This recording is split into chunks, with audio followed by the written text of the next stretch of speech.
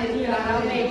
என் நாமத்தினாலே எங்கே ஒன்று ரெண்டு பேர் கூட சொன்னவர் இருக்கிறவராகவே இருக்கிறேன் சொன்னவர் நம் நடுவே இருக்கிறார். ஹல்லேலூயா.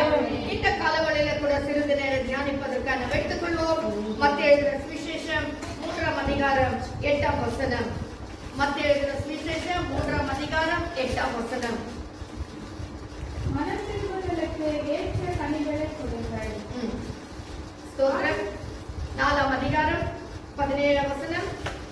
4ஆம் அதிகாரம் 17ஆம் வசனம். அதுமுதல் இயேசு மனத்திரும்புங்கள், பரலோக ராஜ்யம் சமீபித்திருக்கிறது என்று பிரசங்கித்தார். ஆமென். ஹல்லேலூயா. முதலாவது நம்ம வாசித்த வசனத்துல மத்தேயு 3ஆம் அதிகாரம் 8ஆம் வசனத்துல வாசித்தோம். மனம் திரும்புதலுக்கு ஏற்ற கனிகளை கொடுங்கள் என்று. இது யோவான் ஸ்நானகர் பிரசங்கித்துக் கொண்டிருந்தார். அதுக்கு பின்னுக்கு 4ஆம் அதிகாரத்தில் வரும்போதே இயேசுவானவர் அவர் செய்த முதல் பிரசங்கம் என்னவென்று சொன்னால், மனம் திரும்புங்கள், பரலோக ராஜ்யம் சமீபித்திருக்கிறது. இந்த காலவெளியில மனம் திரும்புதலை குறித்து ஒரு சில காரியங்களை உங்களோடு நான் பகிர்ந்து கொள்ள விரும்புகிறேன். ஹல்லேலூயா. மனம் திரும்புதல், மனம் திரும்புதல். ஹல்லேலூயா. நம்ம நினைக்கிறோம் நம்ம எல்லாம் மனம் திரும்பிதானே வந்திருக்கிறோம். கரெக்ட். நம்ம எல்லாம் மனம் திரும்பி ஞானஸ்நானம் எடுத்து அபிஷேகம் பண்ணப்பட்டு இங்க வந்திருக்கிறோம். ஆனால் ஒரு மனுஷன் மனம் திரும்ப வேண்டியது என்னைக்கு ஒரு நாள் அல்ல, டெய்லி மனம் திரும்ப வேண்டும். ஒவ்வொரு நாளும் மனம் திரும்ப வேண்டும். ஒவ்வொரு கர்த்தருடைய பிள்ளைகளும் டெய்லி ரட்சிக்கப்பட்டு கொண்டே இருக்க வேண்டும். ரட்சிப்பு என்று சொன்னால் என்ன? பாவத்திலிருந்து விடுதலை. ஹல்லேலூயா. தேவனுக்கு விருப்பமில்லாத காரியத்திலிருந்து விடுதலை பெற்றுக் கொண்டே இருப்போம். ஒரு நாள் ரட்சிக்கப்பட்டோம், டெய்லி ரட்சிக்கப்பட்டு கொண்டே இருக்க வேண்டும். ஒரு நாள் வரும், அன்றைக்கு நாம் முழுமையாக ரட்சிக்கப்பட்டு எடுத்துக்கொள்ளப்படுவோம். ஹல்லேலூயா. அதுதான் கர்த்தருடைய 2ஆம் வருகை. ஹல்லேலூயா. நாம் 2ஆம் வருகையில நாம் எடுத்துக்கொள்ளப்பட வேண்டுமானால் ஒவ்வொரு நாளும் நாம் மனம் திரும்ப வேண்டும். ஒவ்வொரு நாளும் ரட்சிக்கப்பட வேண்டும். ஹல்லேலூயா. அன்றாட வாழ்க்கையில இந்த பாவம் நிறைந்த இந்த உலகத்துல, அசுத்தம் நிறைந்த இந்த உலகத்துல ஒவ்வொரு நாளும் நாம் தேவ சமூகத்துல காத்திருந்து விட வேண்டிய காரியங்களை விட்டு விட்டு விட்டு. ஹல்லேலூயா. அதனால நான் வசனத்துல வாசிக்கிறோம், பரிசுத்தம் உள்ளவன் இன்னும் பரிசுத்தமாக வேண்டும். ஹல்லேலூயா. அசுத்தமா இருக்கிறவன் கண்டிப்பா இந்த அசுத்தத்தின் நேராதான் போயிருப்பான். ஆனா ஒரு பரிசுத்தம் உள்ளவன் என்ன செய்ய வேண்டும்? இன்னும் பரிசுத்தமாக வேண்டும். நாளுக்கு நாள் ஆவிக்குரிய வாழ்க்கையில வளர்ந்து கொண்டே இருக்க வேண்டும். பரிசுத்தத்தின் மேல் பரிசுத்தம் அடைந்து கொண்டே இருக்க வேண்டும். அதுதான் ஒரு கர்த்தருடைய பிள்ளையுடைய வாழ்க்கை. ஹல்லேலூயா. இந்த காலவெளியில மனம் திரும்புதலை குறித்து நான் உங்களோடு பகிர்ந்து கொள்ள விரும்புகிறேன். ஹல்லேலூயா. நன்றி நன்றி ஸ்தோத்திரம். நாம் எல்லாரும் எடுத்துக்கொள்வோம். லூக்கா எழுதின சுவிசேஷம் 15ஆம் அதிகாரம் 7ஆம் வசனம். லூக்கா எழுதின சுவிசேஷம் 15ஆம் அதிகாரம் 7ஆம் வசனம். அதுபோல் மனம் திரும்ப அவசியம் இல்லாத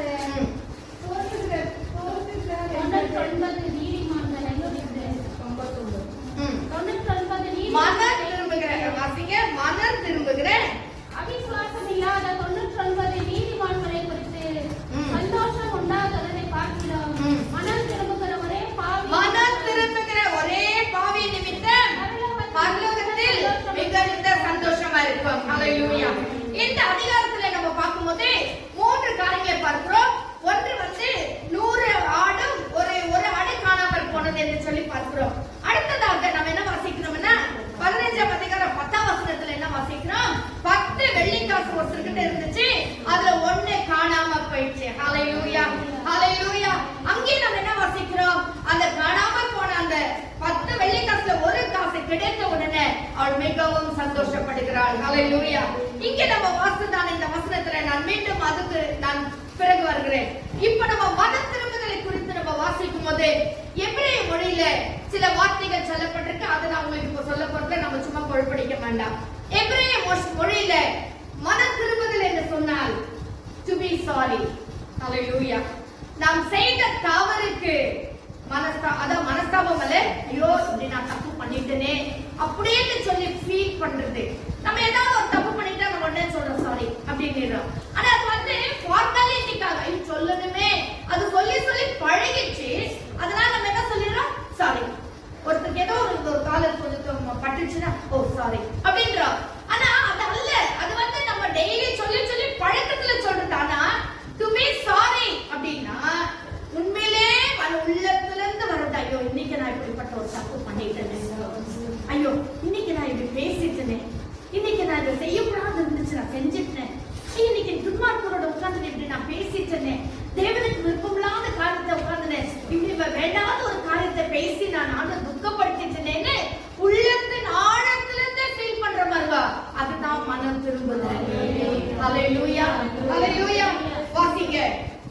ஆதியாகமம் 6ஆம் அதிகாரம் 6ஆம் வசனம்.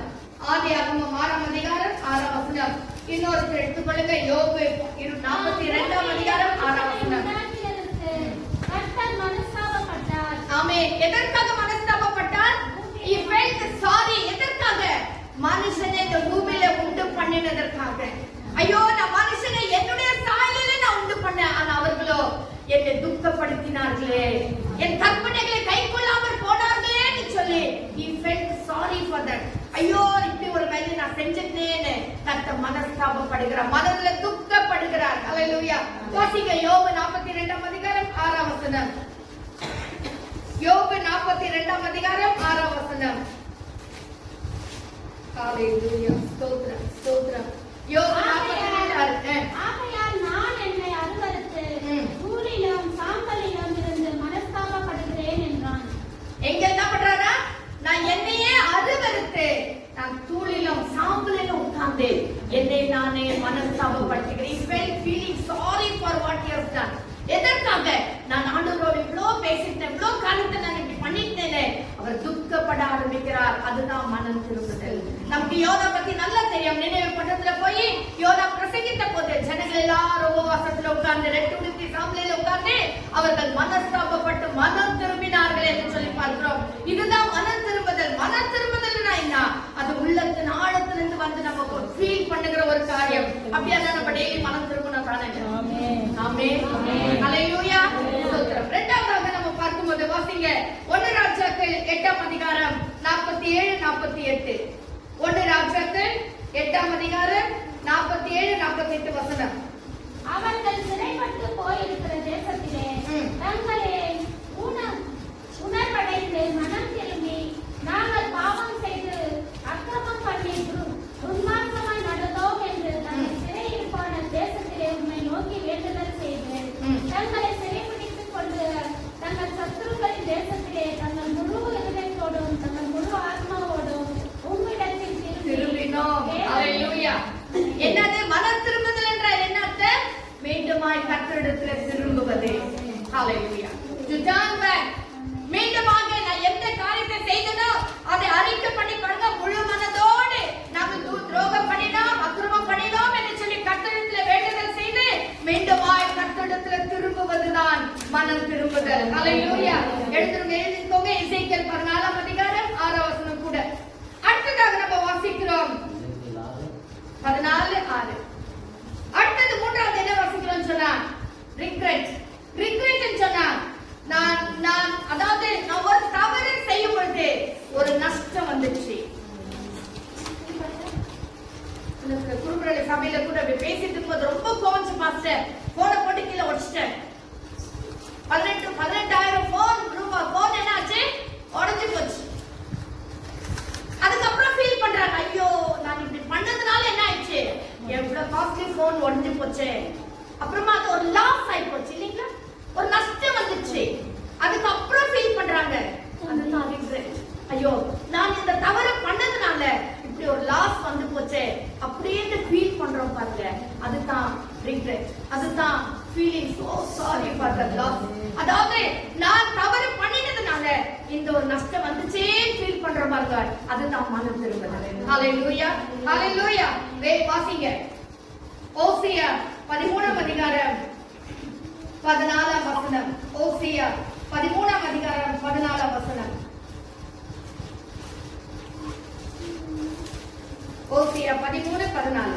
அவர்களை நான் பாதாளத்தின் வல்லமைக்கு நீங்களாக்கி மீட்டேன், அவர்களை மரணத்துக்கு நீங்களாக்கி விடுவித்தேன். மரணமே உன் வாடைகள் எங்கே? பாதாளமே உன் சங்காரம் எங்கே? மனமாறுதல் என் கண்களுக்கு மறைவானதாயிருக்கும். மனமாறுதல் என் கண்களுக்கு மனம் மறைவா இருக்கிறதா. ஹalleluya. சோ மனமாறுதல் அதாவது மனம் திரும்புதல் அப்படின்னா என்ன அர்த்தம்னா, நாம் பேசுற பேச்சிலே, நம்முடைய கிரியிலே, நம்முடைய செயலிலே எந்த ஒரு நஷ்டம் வந்தாலும் அதற்காக மனஸ்தாபப்படுகிறது. Feeling so sorry for it. அதுதான் மனம் திரும்புதல். அதையோ இப்படி நான் பண்ணிட்டேன், இனிமேல் நான் செய்யக்கூடாதுன்னு ஒரு தீர்மானம் எடுக்கிறோம் பாருங்க, அதுதான் மனம் திரும்புதல். ஹalleluya. அடுத்ததாக வாசிக்கும் போதே கம்பேஷன். மனம் திரும்புதல்னா என்ன வாசிங்க.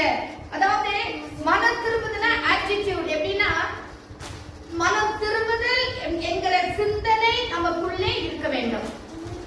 சும்மா சாரி சொல்லிட்டு தெரியாத பண்ணிட்டாங்க, தெரியாத பண்ணதெல்லாம் மன்னிச்சிடாங்க. அது அல்ல மன்னிப்பு, அது அல்ல மனம் திரும்புதல். நம்ம என்ன செய்ய வேண்டும்? அந்த அந்த ஆட்டிடியூட் அப்படின்னா அதை செய்யணும்ன்ற அந்த எண்ணத்தையே நாம் விட்டு விட வேண்டும். சிலருக்கு ரொம்ப ஆட்டிடியூட் சொல்லுவாங்க, வெரி ஆட்டிடியூட். என்னது? எப்ப பார்த்தாலும் ரொம்ப நான் பெருமை, நான் யார் தெரியுமா, எனக்கு இப்படி இருக்கு தெரியுமா அப்படின்ற ஒரு ஆட்டிடியூட் இருந்துட்டே இருக்கும். அது தவறு. அந்த அந்த மனம் இருக்கக்கூடாது, அந்த எண்ணம் இருக்கக்கூடாது. நான் மனம் திரும்புகிறேன் அந்த எண்ணம் நமக்குள்ள வர வேண்டும். அதுதான் மனம் திரும்புதல். ஹல்லேலூயா. என்ன வேணும்? நான் மனம் திரும்புகிறேன், மனம் திரும்பணும், இந்த தவறு செய்யக்கூடாது அப்படின்னு சொல்லிட்டு நமக்குள்ள ஒரு எண்ணம் இருந்து கொண்டே இருக்கணும். அதுதான் மனம் திரும்புதல். ஹல்லேலூயா. வாசிங்க, இல்லன்னா விடுங்க. வாசிங்க, இல்லன்னா ஓசியா 14ஆம் அதிகாரம் 11ஆம் அதிகாரம் 8ஆம் வசனம். ஓசியா 11ஆம் அதிகாரம் 8ஆம் வசனம். எபிராயிமே, நான் உன்னை எப்படி கைவிடுவேன்? இஸ்ரவேலே, நான் உன்னை எப்படி ஒப்புக் கொடுப்பேன்? நான் உன்னை எப்படி ஆத்மாவை போலாக்குவேன்? உன்னை எப்படி ஆண்டவருக்கு எப்படி இருக்கு தெரியுமா ஆட்டிடியூட்? ஆண்டவருடைய ஆட்டிடியூட் எப்படி இருக்குன்னா, நான் எப்படி உன்னை விட்டுருவேன், நான் எப்படி உன்னை கைவிட்டுருவேன், நான் எப்படி உன்னை புறக்கணிச்சிடுவேன். ஏன்னா நீ என்னுடைய பிள்ளை அல்லவா. அவருடைய எண்ணமெல்லாம் எப்படி? ஐயோ இது கர்த்தர் ஏன் பிள்ளை அல்லவா, நான் ரத்தத்தினால கழுவப்பட்ட பிள்ளை அல்லவா, ஐயோ நான் அபிஷேகம் பண்ணப்பட்ட பிள்ளை, நான் எப்படி உன்னை கைவிட்டுருவேன், நான் எப்படி உன்னை புறமே தள்ளிடுவேன். ஆண்டவருடைய ஆட்டிடியூட். நம்முடைய ஆட்டிடியூட் என்னது? எப்ப பாரு ஒரு தவறான சிந்தனை, தவறான யோசனை, தவறான பேச்சு, தவறான கிரியை, போய் சொல்றதுக்கு முன்னமே பிளான் பண்ணிக்கிறது. இதுதான் நம்முடைய ஆட்டிடியூடா இருக்கு. இந்த ஆட்டிடியூட் எல்லாம் மாறி, இந்த எண்ணம் எல்லாம் மாறி மனம் விட்டு தேவ பக்கமா திரும்பும் போதுதான் அதான் மனம் திரும்புதல். ஹல்லேலூயா. இப்போ கிரேக்க மொழியில சில காரியங்களை பார்க்கிறோம். அப்படின்னா வாசிங்க லூக்கா 13ஆம் அதிகாரம் 3ஆம் வசனம். லூக்கா 13ஆம் அதிகாரம் 3ஆம் வசனம். அப்படி அல்லவென்று உங்களுக்கு சொல்லுகிறேன், நீங்கள் மனம் திரும்பாமல் போனால் எல்லாரும் அப்படியே கெட்டு போவீர்கள். நீங்க மனம் திரும்பாமல் போனால் எல்லாரும் அப்படியே கெட்டு போவீர்கள். என்னமா? சீலோவாம்ல கோபுரம் விழுந்து எவ்வளவு லட்சம் ஜனங்கள் செத்து போயிட்டாங்க. அதத்தான் வந்து பெரிய தவறா வந்து சொல்லிட்டு இருக்காங்க. அப்படின்னா ஆண்டு சொல்றாரு, நீங்களும் மனம் திரும்பலனா அப்படியே உங்களுக்கு நடக்கும். ஹல்லேலூயா. அப்போ நம்முடைய தான ஆட்டிட்யூட் எப்படி? நம்முடைய தான மனசு, நம் பாவத்தை விட்டு விலகுகிற ஒரு நல்ல மனசு தான் மனம் திரும்புதல். ஹல்லேலூயா. அடுத்து என்ன வாசிக்கிறோம் சொன்னாக்கா, நாம் எந்த காரணத்துக்காக நாம் பாவம் செய்றோம்? சில காரணத்தோடு சில தவறுகளை செய்வோம். ஹல்லேலூயா. இல்லைங்களா? யாராவது ஒருத்தர் நமக்கு விரோதமா பேசிட்டாங்கன்னா அது அப்படியே நம்ம மனசுலயே இருக்கும். அவங்க எப்பாவது சான்ஸ் கிடைக்கும் போது அதை அப்படியே செய்யுது. சான்ஸ் கிடைக்கும் போது அந்த கோபத்தை அப்படியே காட்டுறது, திருப்பி சான்ஸ் கிடைக்கும் போது அந்த வைராக்கியத்தை அப்படியே காட்டுறது. அதல்ல மனம் திரும்புதல். அதை விட்டுடணும். எந்த காரணமா இருந்தாலும் சரி அதை நாம் விட்டு விலக வேண்டும். வாசிங்க மத்தேயு 27ஆம் அதிகாரம் 3ஆம் வசனம். மத்தேயு 27:3. ಮತ್ತೆಯು 27ನೇ ಅಧಿಕಾರ 3ನೇ ವಚನ. ಆಗ ಆತನನ್ನು ಹಿಡಿದುಕೊಟ್ಟ ಯೂದನು ಆತನ ಕಡೆಗೆ ಮರಣದಂಡನೆಯ ತೀರ್ಪಾಯಿತೆಂದು ನೋಡಿ ಪಶ್ಚಾತ್ತಾಪಪಟ್ಟು ಆ 30 ರೂಪಾಯಿಗಳನ್ನು ಮಹಾಯಾಜಕರಿಗೂ ಹಿರಿಯರಿಗೂ ತಿರುಗಿ ತಂದು ತಪ್ಪಿಲ್ಲದವನನ್ನು ಮರಣಕ್ಕೆ ಒಪ್ಪಿಸಿಕೊಂಡು ಪಾಪ ಮಾಡಿದನು. யாரை குறித்து வாசிக்கிறோம்? யூதாஸ் காரியத்தை குறித்து வாசிக்கிறோம். யூதாஸ் காரியத்தை நினைச்சா என்னவோ சும்மா அப்படி காட்டி கொடுத்தா 30 வெள்ளிக்காசு வாங்கிடலான்னு. ஆனா அவன் காட்டி கொடுக்கறதுனால, அவன் செய்யற தவறுனால எவ்வளவு பெரிய காரணம் வந்துச்சு, எவ்வளவு பெரிய அடி விழுந்துச்சு, ஆண்டவருக்கு இவ்வளவு பெரிய தண்டனை வந்துச்சு. நம்மால ஆண்டவருக்கு இவ்வளவு பெரிய ஒரு தண்டனத்தை நம்ம வாங்கி கொடுத்துட்டுமே அப்படின்னு சொல்லி அவன் மனஸ்தாபப்படுகிறான். ஹல்லேலூயா. சோ நம்ம என்ன செய்யக்கூடாது? அந்த பாவத்துக்காக, ஒரு காரணத்துக்காக நாம் அந்த வேலையை செய்யக்கூடாது. செய்யாம இருப்போம்னா அதான் மனம் திரும்புதல். வாசிங்க மத்தேயு 3ஆம் அதிகாரம் 8ஆம் வசனம். இன்னும் ஒருவர் 9ஆம் அதிகாரம் 13ஆம் வசனம். மனம் திரும்புதலுக்கு ஏற்ற கனிகளை கொடுங்கள். 11ஆம் வசனம். அதிலே மனம் திரும்புதலுக்கு என்று நான் ஜலத்தினால் உங்களுக்கு ஞானஸ்நானம் கொடுக்கிறேன். எனக்கு பின் வருகிறவரோ என்னிலும் வல்லவராய் இருக்கிறார். அவருடைய பாதரட்சைகளை சுமக்கிறதற்கு நான் பாத்திரன் அல்ல. அவர் பரிசுத்த ஆவியினாலும் அக்கினியினாலும் ஞானஸ்நானம் கொடுப்பார். பாவ மன்னிப்புக்கென்று நீங்கள் என்ன செய்ய வேண்டும்? மனம் திரும்ப வேண்டும். மனம் திரும்புதல் கேட்ட கனிகளை கொடுக்க வேண்டும். நான் மனம் திரும்பிட்டேன் சொன்னா மட்டும் போதாது. மனம் திரும்பி ஆண்டவராய் இயேசு கிறிஸ்துவை நம் உள்ளத்தில் ஏற்றுக்கொண்டு விசுவாசித்து ஞானஸ்நானம்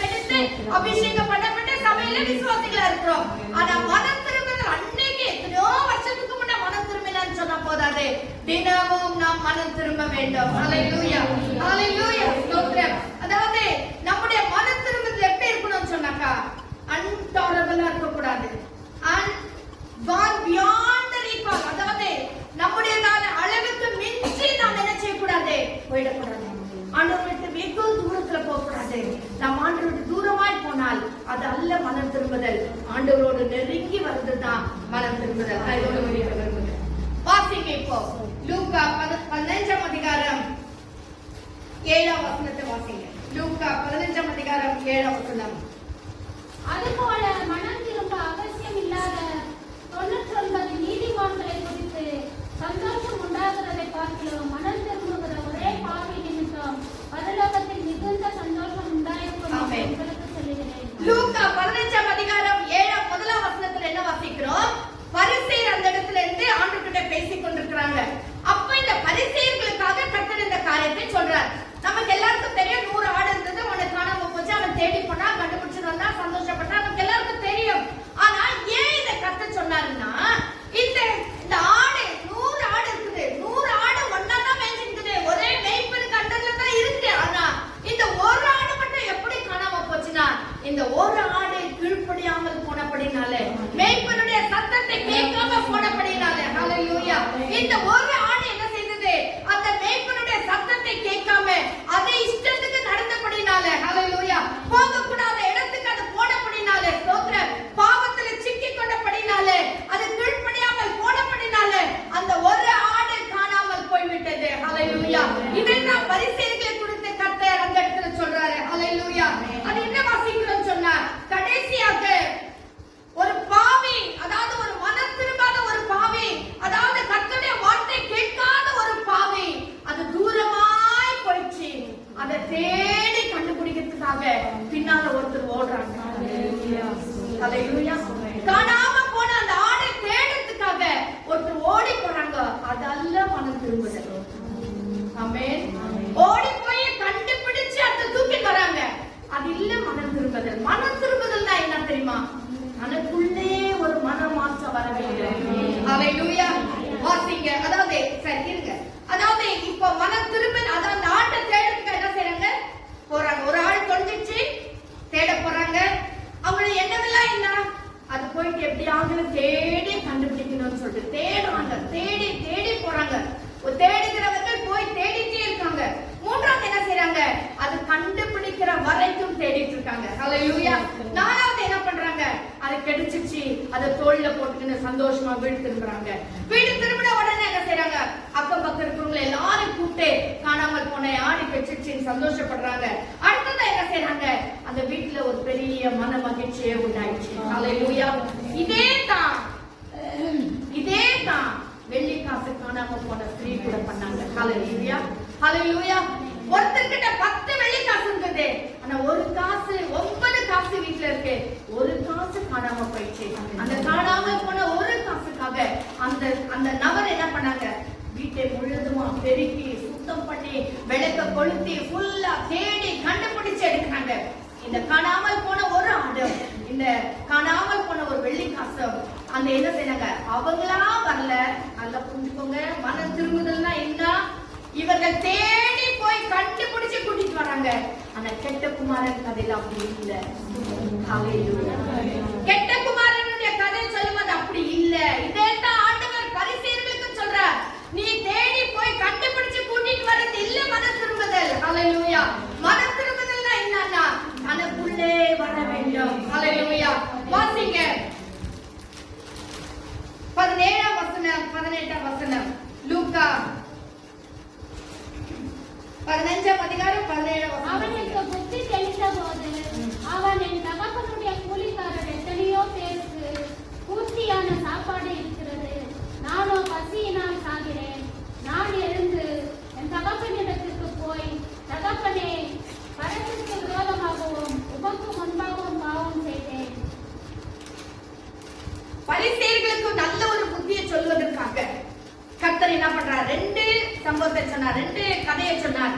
ஒண்ணு 100 ஆடு, அதுல 1 காணாம போயிடுச்சு. இன்னொன்னு 10 வெள்ளி காசு, அதுல 1 காணாம போயிடுச்சு. இப்போ இருக்கிறது 2 தான். அதுல 2 குமாரர்களில் ஒரு குமாரனை குறித்து கர்த்தர் சொல்றார். அது என்னன்னு ஹalleluya. அதாவது அவர்களுக்குள்ளே இருந்ததான ஒரு நல்ல ஒரு காரியத்தை ரட்சிப்பு மன திரும்புதல் என்னன்னு கரெக்டா விளக்குவதற்காக கர்த்தர் இந்த காரியத்தை சொல்றார். ஹalleluya. வாசித்தான வசனத்துல மீண்டுமா வாசிங்க. ಆಗ ಅವನಿಗೆ ಬುದ್ಧಿ ಬಂದು ಅವನು ನನ್ನ ತಂದೆಯ ಬಳಿಯಲ್ಲಿ ಎಷ್ಟೋ அவனுக்கு புத்தி வந்து என் தகப்பனுடைய வீட்டில் எத்தனையோ வேலைக்காரருக்கு பூர்த்தியான சாப்பாடு இருக்கு, நானோ சாப்பாடு இல்லாம பசினால் இங்க வாடுகிறேனே சொல்லி அவனுக்குள்ளே புத்தி வந்தது. ஹalleluya. இந்த காணாமல் போன ஆட்டுக்கு வரல, காணாமல் போன வெள்ளிக்காசுக்கு வரல, ஆனா இவர்கள் இந்த வெள்ளிக்காசையும் இந்த காணாமல் போன ஆட்டை தேடி ஜனங்கள் ஓடினார்களே தவிர தனக்குள்ளே ஒரு யோசனை வரல. ஹalleluya. ஆனா கெட்ட குமாரனுக்கு என்னன்னா அவன் யோசனை புத்தி வந்துச்சு, தெளிவு வந்துச்சு. என்ன வந்துச்சு? என் அப்பா வீட்டுல எவ்வளவு வேலைக்காரர் இருக்கிறாங்க, அவர்களுக்கு நல்ல பூர்த்தியான சாப்பாடு இருக்கு, நானோ பசினால் வாடுகிறேனே சொல்லி அவன் என்ன செய்கிறான்? அவன் எழுந்துகிறான். ஹalleluya. 18ஆம் வசனத்தை வாசிங்க. நான் எழுந்து என் தகப்பனிடத்திற்கு போய், தகப்பனே, பரத்துக்கு விரோதமாகவும் உமக்கு முன்பாகவும் பாவம் செய்தேன்.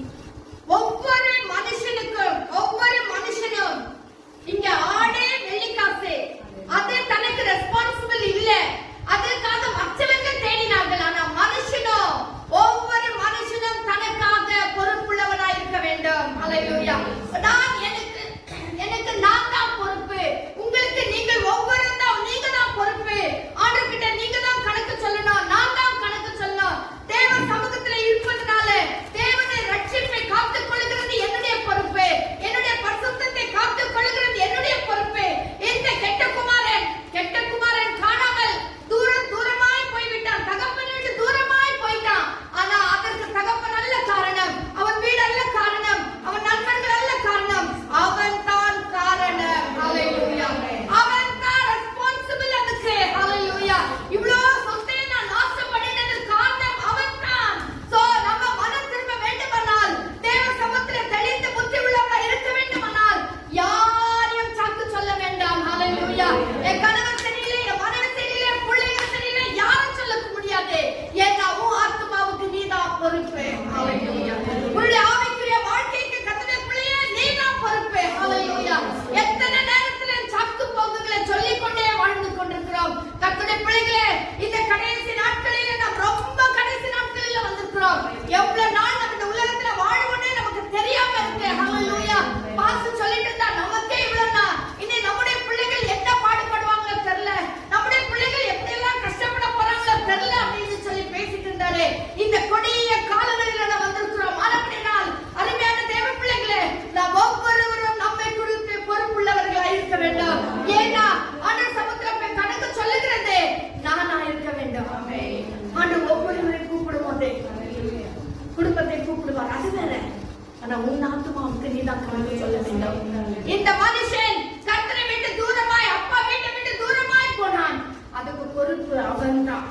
என் நண்பர்கள் இப்படி பண்ணிட்டாங்க, ஐயோ என் சொத்தெல்லாம் அப்படி சாப்பிட்டுட்டாங்க, எனக்கு யாரும் வேலை கொடுக்கல, ஐயோ பண்ணி சாப்பிடுற தவிட்ட கூட எனக்கு கொடுக்கல, அவன் யாருமே சொல்ல முடியாது. ஏன்னா அவன் ஆத்மாவுக்கு அவன் தான் உத்தரவாதம். அவன் ஆத்மாவுக்கு அவன் உத்தரவாதமா இருக்கிறபடினாலே அவன் மனம் திரும்ப வேண்டும். ஹalleluya. மனம் திரும்புதல் என்று சொன்னால் தனக்குள்ளே எடுக்கிற தீர்மானம் தான் மனம் திரும்புதல். ஹalleluya. யாருக்காகவும் இல்ல, குடும்பத்துக்காக இல்ல, சபைக்காக இல்ல, போதகருக்காக இல்ல, எனக்காக நான் எடுக்கிற தீர்மானம். ஹalleluya. எனக்காக நான் எடுக்கிறதான முயற்சிகள், எனக்காக நான் தீர்மானம் எடுத்து கர்த்தரோடு அண்டிக் கொள்ளுகிறது தான் மனம் திரும்புதல். இவன் ஒரு வேலை பண்ணா, என் அப்பா வீட்டுல எவ்வளவு பேர் இருக்கிறாங்க, இவ்வளவு பேர் நல்லா சாப்பிட்டு இருக்கிறாங்க, ஆனா நானோ பசினால் வாடுகிறேன் என்று சொல்லி அவன் என்ன செய்கிறான்? ஒரு யோசனை அவனுக்குள்ள புத்தி தெளிந்து அவன் தனக்குள்ளே பேசுகிறான்.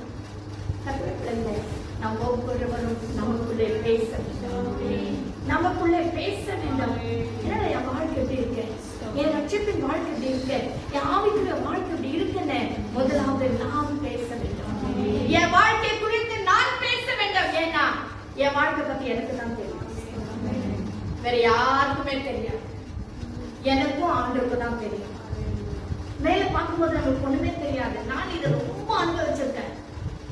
இந்த வாட்ச்மேன் சர்வீஸ்ல மற்ற இடத்துல எல்லாம் ஜெபத்துக்கு வருவாங்க நிறைய பேர். அப்பெல்லாம் ஆண்டவர் சில காரியங்களை சொல்லும் போது, ஓ இப்படி கூட ஆண்டவர் வச்சிருக்காங்க, ஆண்டவர் அப்ப பாக்குறோம் இல்லையா, நம்மளுக்கு மேல பார்க்கும்போது ஒண்ணுமே தெரியாது. ஆனா ஆண்டவர் சொல்றதை கேட்கும்போது பார்த்தா எனக்கு விசித்திரமா இருக்கும். ஓ இப்படி ஆண்டவர் இப்படி ஆசீர்வதிக்க போறாங்க அப்படின்னு சொல்லிட்டு நம்ம நினைக்கிறது பார்க்கும்போது நம்ம நினைக்கிறது வேற ஒரு கோணத்துல, ஆண்டவர் சொல்றதே வேற ஒரு கோணத்துல சொல்வாரு. பார்க்கும்போது ரொம்ப ஆச்சரியமா இருக்கும். அப்போ தனக்கும் ஆண்டவருக்கும் தான் அது வெளிச்சம். ஹல்லேலூயா. என்னை குறித்து ஆண்டவர் தான் நல்லா அறிஞ்சிருக்கிறவர். ஆனபடினால் கர்த்தருடைய பிள்ளைகளே, ஒவ்வொரு காரியத்துக்கும் நான் தான் பொறுப்பு என்னுடைய வாழ்க்கைக்கு. ஹல்லேலூயா, ஹல்லேலூயா, ஸ்தோத்திரம். இவன் என்ன செய்தான்? புத்தி தெளிந்து, வாசிங்க 12ஆம் வசனம். நான் எழுந்து என் தகப்பனிடத்திற்கு போய், தகப்பனே, பரத்துக்கு விரோதமாகவும் உமக்கு முன்பாகவும் பாவம் செய்தேன். நான் என்ன செய்ய போறேன்? நான் எழுந்து முதலாவது 12ஆம் வசனத்தை அவன் யோசித்தான். 12ஆம் வசனத்துல அவன் சொன்னா நான் எழுந்து போறேன்னு சொன்னான். 19ஆம் வசனத்துல அவன் செயல்பட ஆரம்பிச்சான். வாசிங்க. இனிமேல் உம்முடைய குமாரன் என்று சொல்லப்படுவதற்கு நான் பாத்திரன் அல்ல, உம்முடைய கூலிக்காரரை ஒருவனாக என்னை வைத்துக் கொள்ளுவோம் என்று. அவன் என்ன செய்யறான்? அப்பா, இனிமே உன் குமாரன் உன் புள்ளன்னு சொல்றதுக்கு எனக்கு தகுதியே கிடையாது. உங்க வீட்டுல எவ்வளவோ வேலைக்காரர் இருக்காங்கல்ல, அந்த வேலைக்காரல என்னையும் ஒரு வேலைக்காரனை வச்சுக்கோங்க அப்படின்னு கேட்கிறான். ஏன் அப்படி கேட்கிறான்னா, இவனுடைய செயல், இவனுடைய பேச்சு, இவனுடைய பழக்க வழக்கம் எல்லாம் இதுவரைக்கும் எப்படி இருந்துச்சு? மனம் திரும்பாமலே காணப்பட்டது. மனம் திரும்புதல் கேட்ட ஒரு செயல் அங்க இல்ல, மனம் திரும்புதல் கேட்ட கனிகள் அங்க இல்ல. முதலாவது வாசித்தோம், மனம் திரும்புதல் கேட்ட கனிகள் கொடுங்க. இவன் செய்ததெல்லாம் அப்பா விட்டு போயிட்டான். ரெண்டாவது என்ன செய்ய? ஆஸ்தி எல்லாம் வாங்கினா. மூணாவது தூர தேசத்துக்கு போயிட்டான். அடுத்தது என்ன பண்ணிட்டான்? ஃப்ரெண்ட்ஸோட கூட சேர்ந்து பணத்தெல்லாம் செலவு பண்ணிட்டான். துன்மார்க்கமாய் வாழ்ந்துட்டான். எல்லாம் முடிஞ்சிச்சு. இப்ப என்னோட வாழ்க்கையில பார்க்கும்போது மனம் திரும்புதல் கேட்ட ஒரு கனி கூட அங்க இல்ல, ஒரு பேச்சு இல்ல, ஒரு செயல் இல்ல, ஒரு கிரியை இல்ல, எதுவுமே இல்லாதபடிக்கு முழுக்க பிசாசின் ஒரு பிள்ளையாக, அடிமைத்தனத்தின் ஒரு மகனாக காணப்படுகிறான். ஹல்லேலூயா. அருமையான கர்த்தருடைய பிள்ளைகளே, ஆனபடினால் இவன் சொல்றான், இனி நான் உங்க குமாரன் என்று சொல்லப்படுறதுக்கு நான் தகுதியே இல்லை, நான் பாத்திரமானே இல்ல. ஆனபடினால் என்ன செய்யணும்? என்னையும் ஒரு வேலைக்காரனா உங்க வீட்டுல வச்சுக்கோங்க. ஹல்லேலூயா. அடுத்த வசனத்துல என்ன வாசிக்கிறோம்? வாசிங்க. எழுந்து புறப்பட்டு தன் தகப்பனிடத்தில் வந்தான். அவன் தூரத்தில் வரும்போதே அவனுடைய தகப்பன் அவனை கண்டு மனதுருகி ஓடி அவன் கழுத்தை கட்டிக்கொண்டு அவனை முத்தம் செய்தான். தகப்பன் ஒவ்வொரு நாள் எதிர்பார்த்து கொண்டே இருக்கிறார். என் மகன் எப்போ வருவான்னு அவன் எதிர்பார்த்து அவன் தூரத்துல வருகிறதை கண்டு அவனுடையதான அந்த ஏக்கம், அவனுடையதான அந்த ஆட்டிடியூட் எப்படின்னு பாத்தீங்களா? அவனுடையதான தகப்பனுடைய சிந்தனை எப்படின்னு பாத்தீங்களா? எப்ப என் மகன் வருவான், அவருக்கு தெரியும் ஒரு நாள் கண்டிப்பா என் மகன் என்கிட்ட வர போறான். எப்ப வருவான் காத்து தூரத்துல வருவதே தெரியும். ஹல்லேலூயா. ஏன் தெரியுமா? அவனுடைய உள்ளமெல்லாம் மகன் மேல் ஏக்கமா இருக்கிறது. ஹல்லேலூயா. அவனுடைய எண்ணமெல்லாம் என் மகன். ஒரு வருஷத்தை வாசித்தோமே, எப்படி நான் உன்னை கைவிட்டுருவேன், எப்படி நான் உன் புறமே தள்ளிடுவேன், எப்படி நான் மறந்து விடுவேன். ஓசியால வாசம் நினைக்கிறேன். அப்ப கர்த்தருடைய பிள்ளைகளே, தேவனாகிய கர்த்தர் நம்ம மேல் எப்படி கைவிட்டுருவேன்னு சொல்லி அந்த மிகுந்த கிருபையை கொண்டு நமக்கு இறங்கும்படியாய் காத்துக் கொண்டு இருக்கிறார். ஆனபடினால் தான் அவர் என்ன செய்கிறார்? அது இன்னொரு வசனத்தை வாசிக்கிறோம்.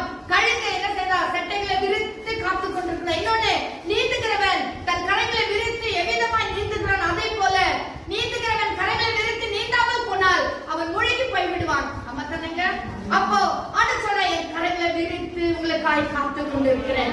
எப்போ நீங்க என்கிட்ட வருவீங்க, எப்போ நான் உங்களை அரவணைச்சுக்குவேன், எப்போ உங்களை நான் சேர்த்துக் கொள்ளலாம் என்று சொல்லி நீ கரைகளை விரித்து காத்துக் கொண்டிருக்கிறேன் என்று சொல்லி வசனத்துல வாசிக்கிறோம். அருமையான கர்த்தருடைய பிள்ளைகளே, இந்த கெட்ட குமாரன் அவன் தூரத்துல வருகிறதை கண்டு தகப்பன் ஓடி போனான். இப்போ கெட்ட குமாரன் போன மாதிரி இல்ல. அவன் எப்படி அழகாய் வீட்டு விட்டு போனானோ இப்ப அந்த நிலைமையில இல்ல. அவன் வஸ்திரம் சரியில்லை, தலை முடி கூட நல்ல எல்லாம் வளர்ந்து போயிருக்கு, குளிக்கல, அழுக்கா இருக்கிறான், நாற்றம் எடுத்துக்கொண்டு இருக்கிறான். ஆனாலும் கூட தகப்பன் அவ்வளவு ஈஸியா கண்டுபிடிக்கிறார், வருகிறது என் மகன் தான். வருகிறது என் மகன் தான். ஏன்னா அந்த அப்பாவுடையதான ஆட்டிட்யூட், அப்பாவுடைய சிந்தனை, அப்பா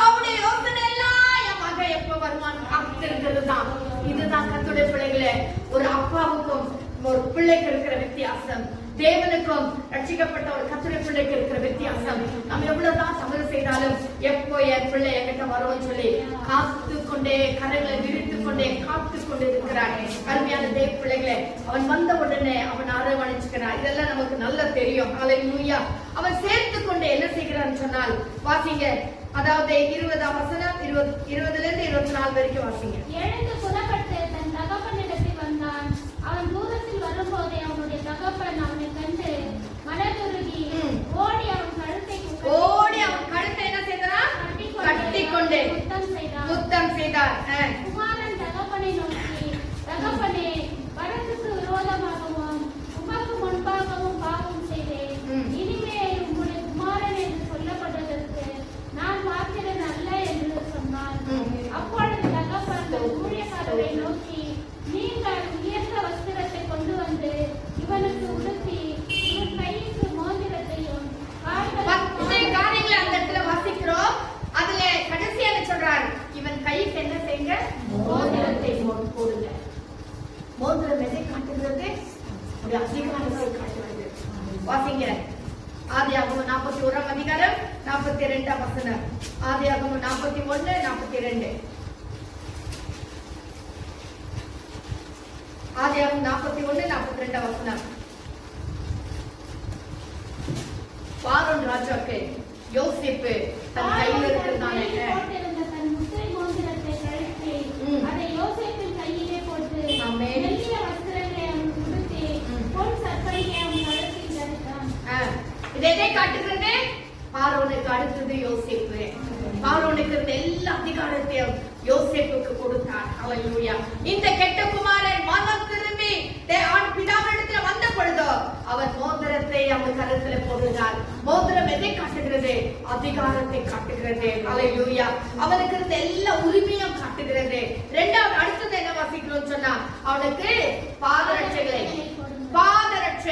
பாதரட்சை எதை காட்டுதுன்னா, அந்த நாட்களில பாதரட்சைகளை யாராவது கழட்டிட்டு இருந்தா அவன் ஒரு கைதின்னு அர்த்தம். கைதிகளுக்கு, வேலைக்காரருக்கு, அந்த அடிமைகளுக்கு பாதரட்சைகளை கொடுக்க மாட்டாங்க. ஈஸியா நம்ம கண்டுபிடிச்சதுல யாருன்னா ஸ்லிப்பர் போடாம இருந்தா அவன் ஒரு அடிமைன்னு சொல்லிட்டு. ஹல்லேலூயா. ஆனா யார் ஸ்லிப்பர் போட்டுக்கிறானோ அவன் உரிமையாளர்னு சொல்லிட்டாங்க. ஹல்லேலூயா. அப்பா சொல்றா, இனிமேல் நீ எனக்கு அடிமை கிடையாது, இனிமேல் எனக்கு ஒரு கைதியா கிடையாது, இனிமேல் நீ என்னுடைய குமாரன் என்று சொல்வதற்காக அவனுக்கு பாதரட்சைகளை போடுகிறார்கள். ஹல்லேலூயா. பாதரட்சைகளை போட்டு இந்த தகப்பனுக்கு நல்ல ஒரு, அந்த மகனுக்கு நல்ல ஒரு விருந்தை பண்றான். அதுக்கப்புறமா நமக்கு எல்லாருக்கும் நல்லா தெரியும். மூத்த குமாரன் வரான். அவன் வந்த உடனே சொல்றான், இவ்வளோ நாள் நான் இங்க இருந்த, நீ எனக்கு எதுவுமே செய்யல, இன்னைக்கு இவ்வளோ ஆஸ்தியெல்லாம் அழிச்சுட்டு வந்திருக்கோம், எதை குமாரனுக்கு இப்படி செய்யறியே அப்படின்னு சொல்லி இந்த மூத்த குமாரன் செய்யறான். இது எதை காட்டுது தெரியுமா? கடைசி நாட்களிலே அழைக்கப்பட்டவர்கள் அநேகர், தெரிந்து கொள்ளப்பட்டவர்கள் சிலர். இன்னும் சரியா சொல்ல போனா கற்றுக்குள்ள, அதாவது 5 புத்தி உள்ள கன்னிகைகள், புத்தி இல்லாம 5 கன்னிகைகள், அவர்களும் தேவனை மணவாளனை பார்க்கணும் தான் வாஞ்சியா இருந்தாங்க. ஆனா அங்கதான் இருந்தாங்க. ஆனா அந்த எண்ணெய் குறைவா இருந்தபடினால இவர்கள் வாங்க போன பொழுது மணவாளன் வந்து விட்டார். ஆயத்தம் இருந்தவர்கள் எடுத்துக் கொள்ளப்பட்டாங்க. அருமையான கருத்து. இன்னைக்கு வீட்டுக்குள்ளதான் இருக்கான், ஆனா விருந்து அவனுக்கு இல்லை. இப்போ விருந்து பண்ற நேரத்துல அவன் வெளியே இருக்கான். யார் மனம் திரும்பினானோ அவன் வீட்டுக்குள்ளே இருக்கிறான். ஹல்லேலூயா. மனம் திரும்புதல் நமக்குள்ளே ஏற்பட வேண்டும். நல்லா கவனிச்சுப்பாங்க.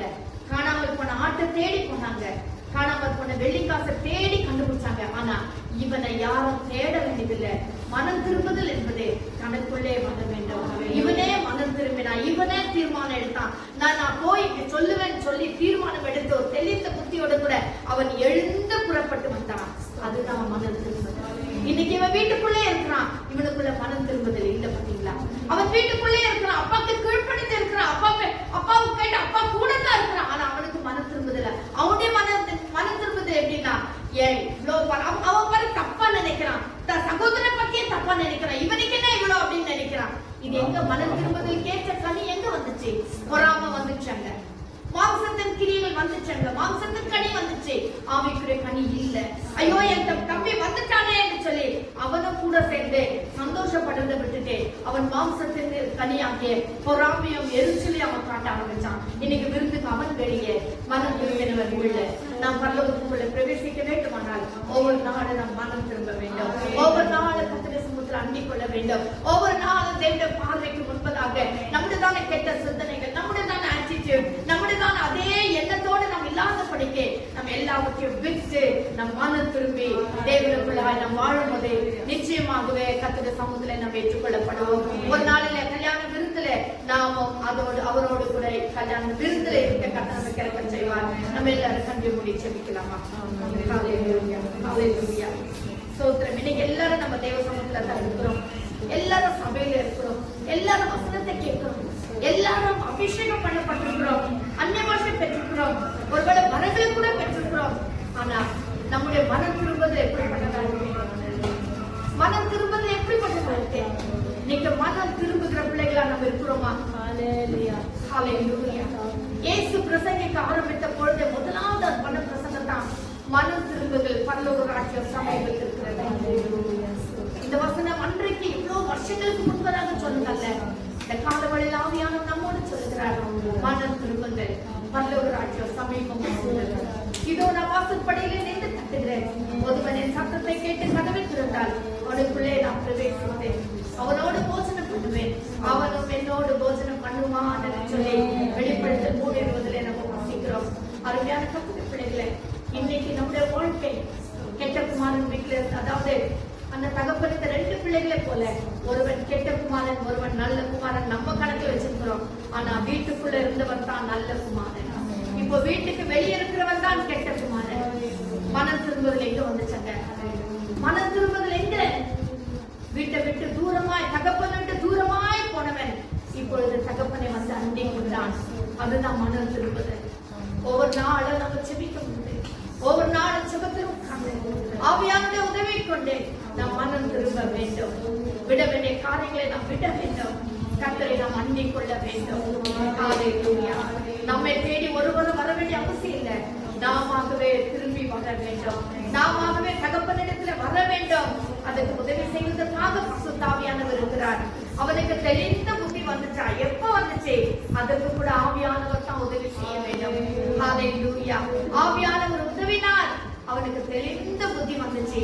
அவன் திரும்பி தகப்பனிடத்துல வந்தான் என்று சொல்லி பார்க்கிறோம். ஹல்லேலூயா. நாம் கடைசியில நாம் யாருமே முடியாத ஒரு நிலைமை, அதாவது மனம் திரும்பதிலே முடியாத நிலைமையில நாம் போக வேண்டாம். கர்த்தர் விட்டு வெகு தூரமாய் போக வேண்டாம். உடைய பிரசன்னத்துல இன்னைக்கு இருக்க கர்த்தர் செய்யட்டும். ஹல்லேலூயா, ஹல்லேலூயா. ஓ ஸ்தோத்திரம். நாம் சொல்லுகிறதானே சின்ன சின்ன காரியங்களா இருந்தாலும் அவைகளை விட்டு திரும்புவோம். ஹல்லேலூயா. இது கடைசி நாட்கள், இது கொடிய நாட்களிலே நாம் வந்திருக்கிறோம். ஹல்லேலூயா.